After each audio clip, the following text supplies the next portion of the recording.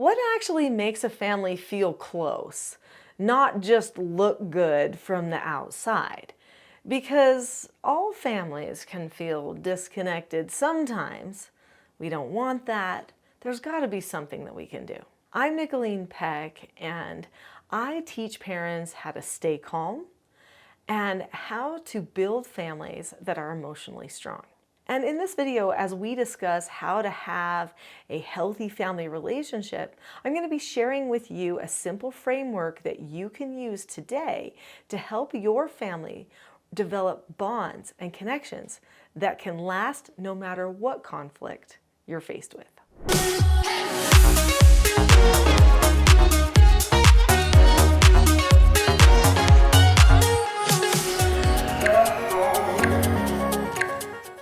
I'm going to be honest about something. The family that I was raised in was absolutely not perfect. Far from. My parents were great people. I mean, and to this day, I just consider them my dear, dear friends. In fact, I had to work on the relationship a lot to get it to that place. And they did too, you know. I was strong-willed, opinionated, slightly out of control. I mean, that headstrong nature in me was really rough during my teen years. I was a little bit rebellious, and I had brothers who were controlling, and we would fight. I remember going after each other with broomsticks. I remember my parents leaving and saying, okay, we're gonna put both of you in charge. You don't put the older brother and the older sister both in charge. This is a disaster. We would just be like, I'm more in charge. No, I'm more in charge. And then we'd start, attacking each other, and probably all the younger siblings were sitting there just going, what's happening, And so we teased each other. We fought. My parents tried to have good communication and like family meetings with us. We turned them into family fights. It was really a rough environment. In fact, it wore me out emotionally. And I think even physically as a child, there came to be a point where I just sort of gave up. I stopped bonding with my parents a lot. I stopped talking with them. I was sure that I was their least favorite child and that they hated me. That's what I thought. When in reality, I was distancing myself from them. I was being dishonest. I was lying to them. I was not telling them things that were going on in my life. When a young person keeps their life a secret, that creates a distance. It creates a dishonest relationship. And that's what I was doing. I mean, that's kind of where I came from. So the fact that I'm actually teaching people how to have emotionally healthy families and to be calm in their relationships is a pretty big step for me. I had to develop my calmness though. So when I was a young mom, I had just two little babies, a toddler and a baby. My husband and I had a change that happened in life. My husband had to go back to school, and I felt that it was important to stay home with my children at that time because I'd worked really hard to pull away from my career. I was a counselor at a funeral home, and so we decided to do therapeutic treatment care for troubled teens, and we brought them into our home at this time. And I could not take their behavior personally, otherwise these were going to be long, hard, not just days, but years. And what was going to happen to my young children if I just sat and fought with these teenagers all the time? Or, it was this nagging environment. I couldn't have that. So I had to create a system for myself, a system of communication and self-government that would empower me, that would lift me up, that would energize me, that would make it so that we could bond and solve any problem and not have to have it go through a fight every time. And it worked.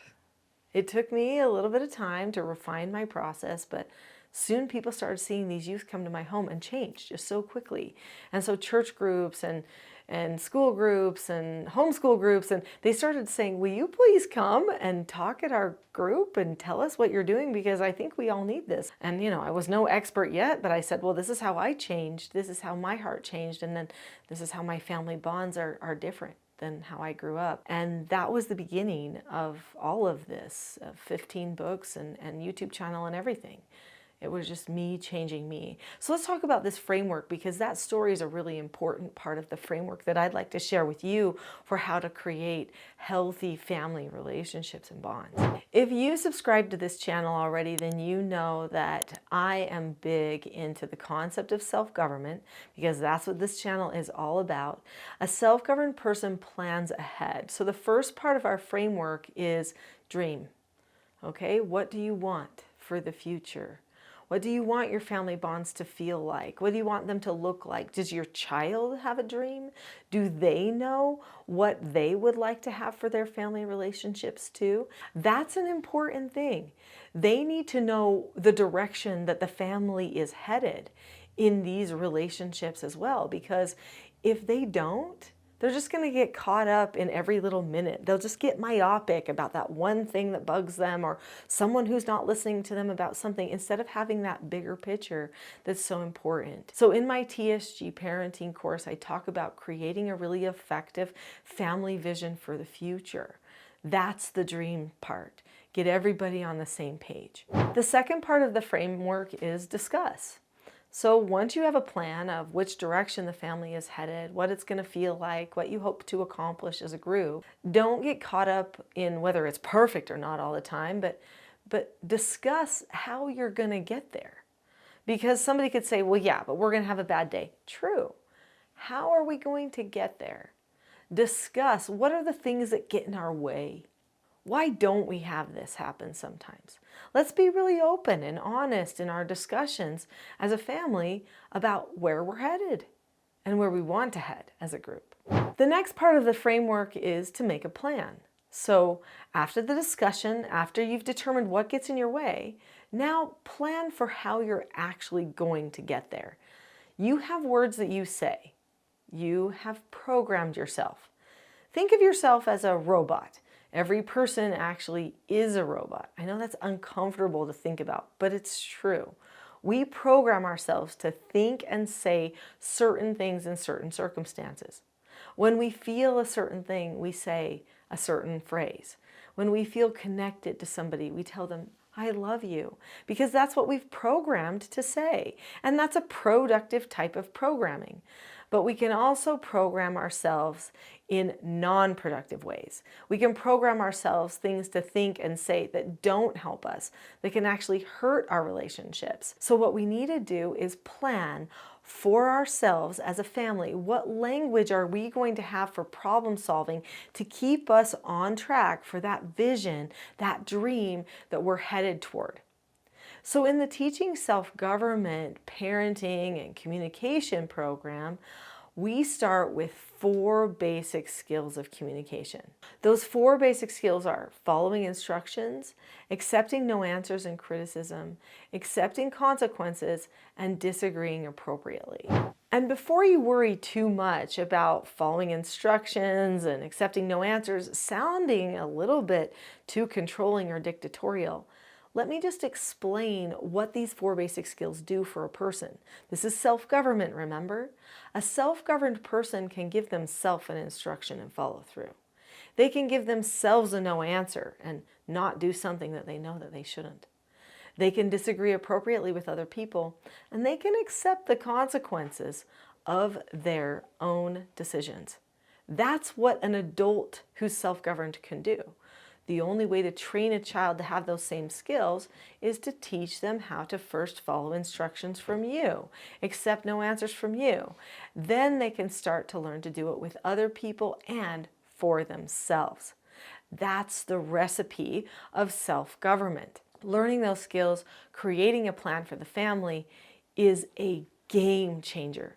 Your communications will no longer be about why we have to brush all the teeth every single day, but instead it will just be about, hey, this is the step to following an instruction we're not remembering right now. Let's get ourselves back on track.